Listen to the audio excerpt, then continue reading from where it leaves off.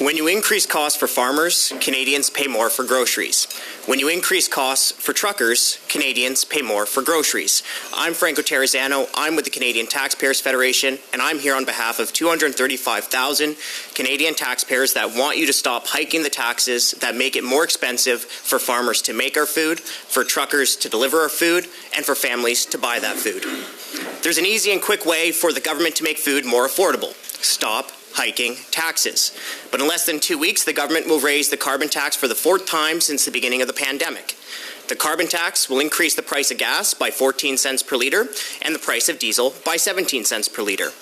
Everything that gets delivered by truck will become more expensive, including your favorite kale salad. After the tax hike, federal carbon, fuel, and sales taxes will cost about 29 cents per litre of diesel.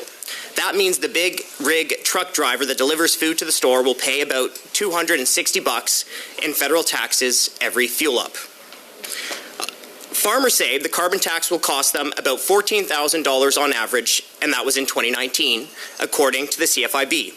And a higher carbon tax means it's more expensive for farmers to dry grain, and it means higher prices at the store. The carbon tax on propane and natural gas will cost farmers $1 billion through 2030. That's according to the Parliamentary Budget Officer. Let me read you a quote from Jeff Barlow, an Ontario corn, wheat, and soybean farmer. "My competitors to the south of me in the United States do not pay that carbon tax, so now my cost goes up and I have no alternative. By penalizing me, there's nothing else that I can do but just be penalized." Less than a quarter of countries have a national carbon tax. That's according to the World Bank. Ottawa hiked taxes, while many of our peers and competitors cut taxes during the pandemic. 51 other national governments cut taxes. That includes more than half of G7 and G20 countries, and includes 2/3 of OECD countries.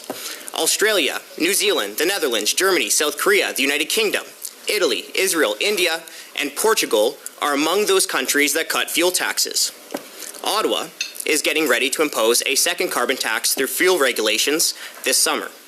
British Columbia currently has a second carbon tax.